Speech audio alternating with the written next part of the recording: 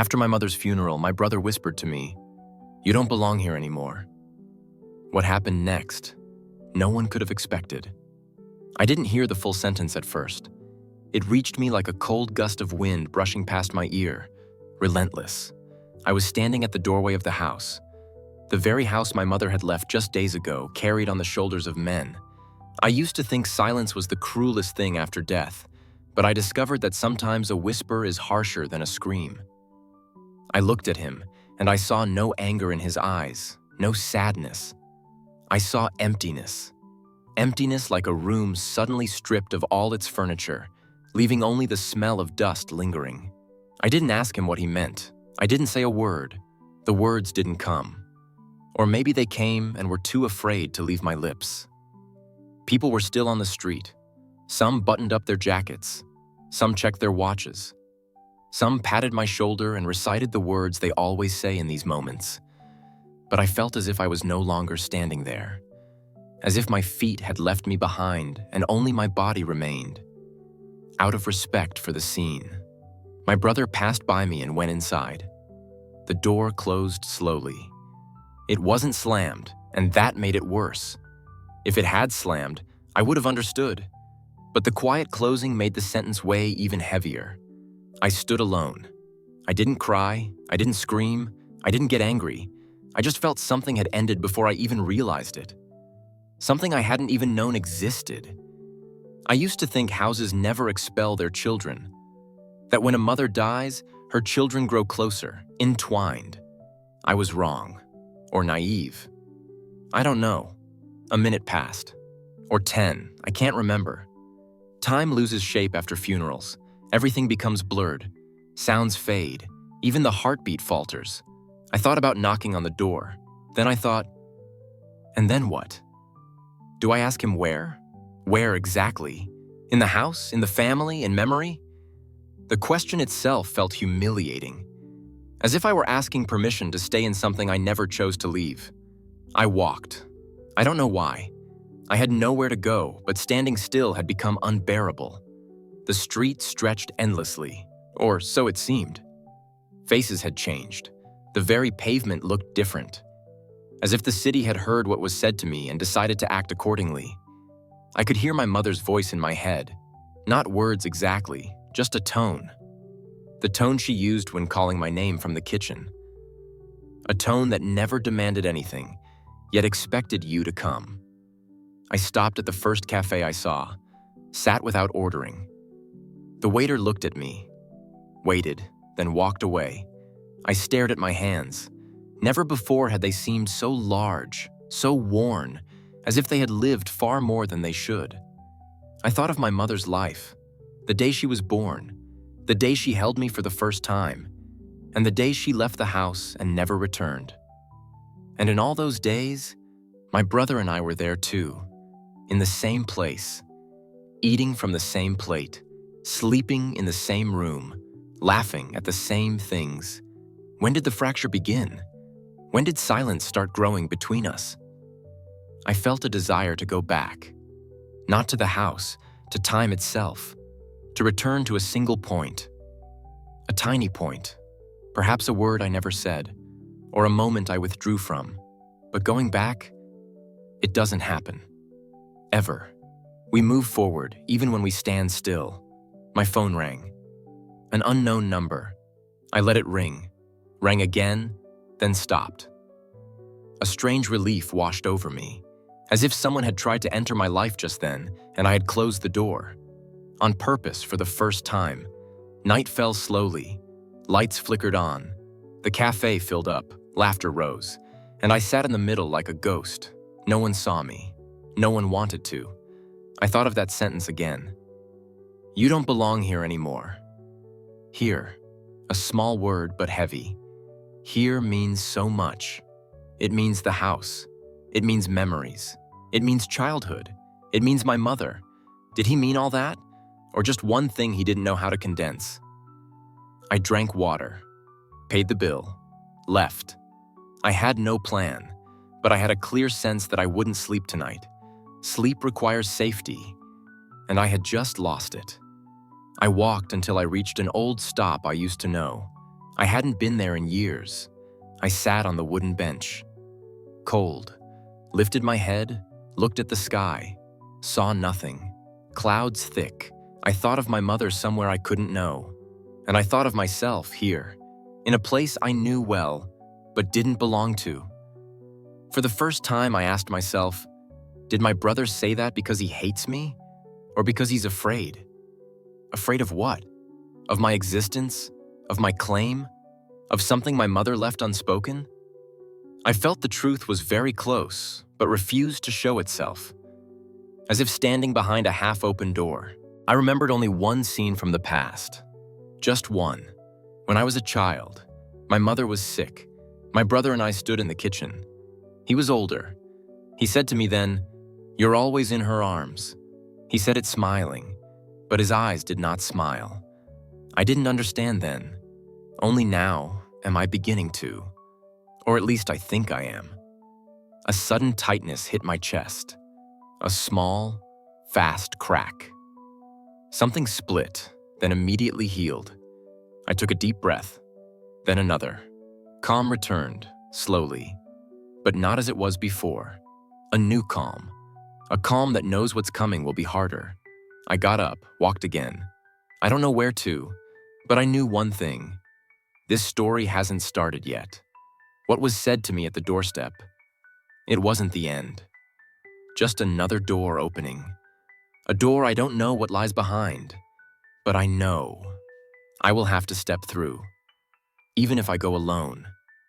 I didn't sleep that night, not because sleep wouldn't come, but because I felt that if I closed my eyes, I would see my mother standing at the doorway, wearing the same dark dress she wore on holidays, looking at me without saying a word. Her silence was always harsher than any reproach.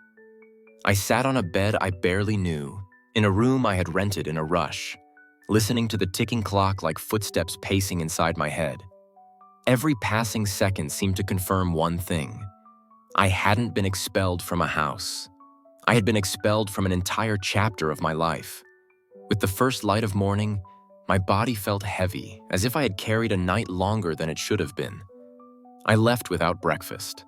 The street was awake as usual, people going to work, children dragging their backpacks. Life continued with no regard for what happens inside the chest. I thought about going far away, but far away had no meaning. Every place felt equally distant. I found myself standing in front of the house again. I hadn't planned it. My feet had acted on their own. The door was closed, the inner curtain half drawn. The house looked smaller. Or perhaps I had grown suddenly. I stood there for a moment. Didn't knock. Didn't shout. Just stood. Listening. Nothing. No sound of my mother.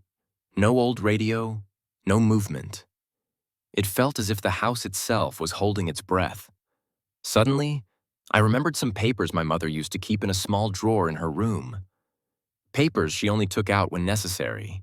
She always said of them, "These are for when reason comes before emotion." I hadn't understood that sentence back then. Only now did I begin to feel its weight. Did my brother know about these papers? Was the sentence he whispered closer to a warning than an expulsion? My phone rang again. The same number. This time I answered. A woman's voice, calm, formal. She said my mother's full name, then mine, then paused. A brief moment, but long enough to make my spine tighten. She told me there was an upcoming session about pending matters. She didn't explain, didn't justify. I told her I would be there. Didn't ask where, didn't ask when, as if I had been waiting for this call without even knowing it.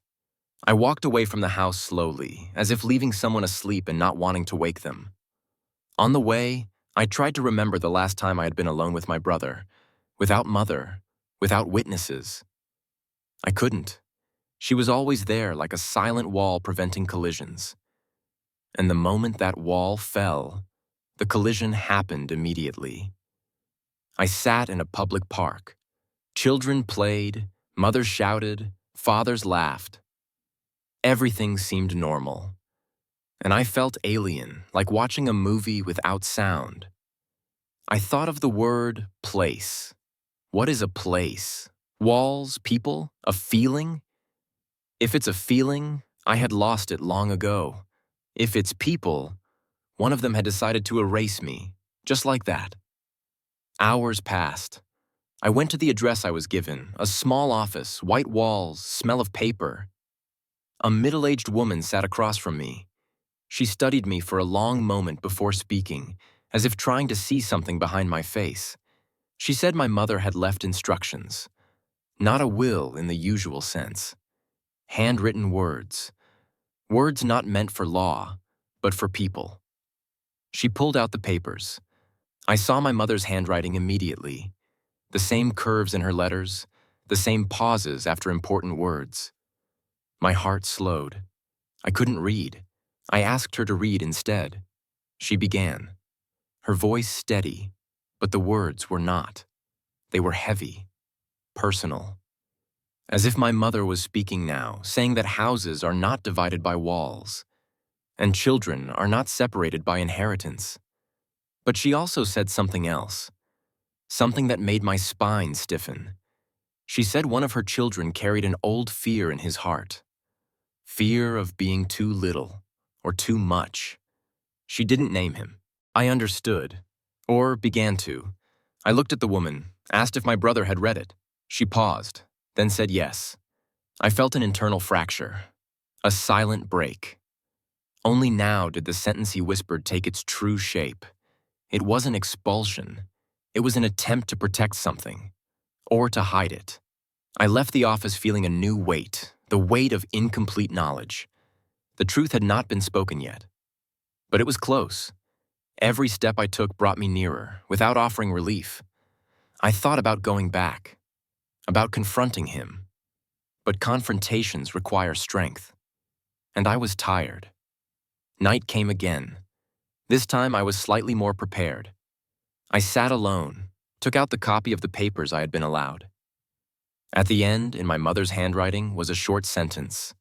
Silence sometimes protects, and sometimes it kills. I closed the paper. I felt that sentence wasn't hers alone. It belonged to us both, to him and me. I didn't cry. I wasn't entirely calm. I was in the space between both. A space where nothing is clear, but everything changes slowly. I knew the silence between him and me was no longer possible, and that the place where I had been told I didn't belong still carried my name somewhere, even if the door hasn't opened for me yet. I didn't go to him the next day, nor the day after. I knew that if the confrontation happened too quickly, it would come out incomplete, and I could no longer tolerate incomplete things. I was living on the bare minimum of words. As few sentences as possible, as few calls as possible, as if I were training myself for absence. Absence is not disappearing. Absence is being present without leaving a trace. I would leave in the morning and return at night. Walk a lot. Sit very little. Watch people without any real desire to understand them. Every face carried a story, but mine was too heavy to make room for others. I felt I was carrying something that no longer belonged to me alone. My mother's written words, her final sentence, and the old fear that had never been named. I knew its name now, but it wasn't a name that came easily to the tongue. On the third night, I dreamed of my mother. She wasn't sick. She wasn't smiling either. She stood in the middle of the room, motionless, looking at me the way she used to when she knew I would understand without explanation. I woke up certain of one thing. The silence I had chosen was turning into a prison. And I had to step out, even if I stepped out wounded. I went to the house early in the evening. I told no one. I didn't call. I didn't send a message. I stood at the door for a long time, longer than necessary. Then I knocked. Just once. The door opened moments later. My brother was standing there. He didn't look surprised, as if he had been waiting for this moment for days. He looked at me, said nothing. And I walked in. Just like that, as if the sentence he had whispered days earlier had never been spoken. We sat in the living room. The same chairs. Everything was in its place except my mother. Her absence filled the space more than her presence ever had. I didn't start talking. Neither did he. The silence between us was thick, but not hostile. The silence of two people who know that words will hurt, but silence hurts more. I finally told him I had read the papers.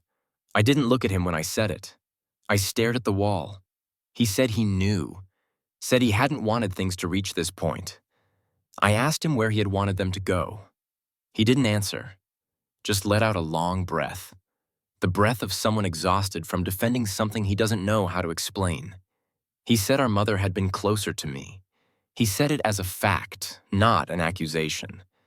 Said that closeness hurt him, not because he wanted my place, but because he was afraid he might not have a place at all. He paused, then said the sentence I hadn't expected. He said he had spent his entire life trying to prove that he wasn't extra. Not in the house, not in her heart, not even in his own life. I didn't know what to say. I hadn't known he saw himself that way. I had thought he was strong, solid, needing nothing. I realized I had seen him as I wanted to see him, not as he was. A new weight settled inside me, not guilt, but the weight of understanding that comes too late. I told him I hadn't known. He said that was the point. Said I hadn't known because I had never needed to. His words weren't cruel, but they were precise, and precision can be crueler. I felt a brief fracture inside me, small but painful, like an old picture falling and shattering, impossible to put back together. We fell silent again. But this time, the silence was different. Less hostile, more sad. I told him the sentence he'd said to me after the funeral had killed something inside me. He said he knew. Said he had said it out of fear. Afraid that I would stay. And more afraid that I would leave. He didn't know which fear was stronger, so he chose the easier one. The whisper. The temporary expulsion. The distance.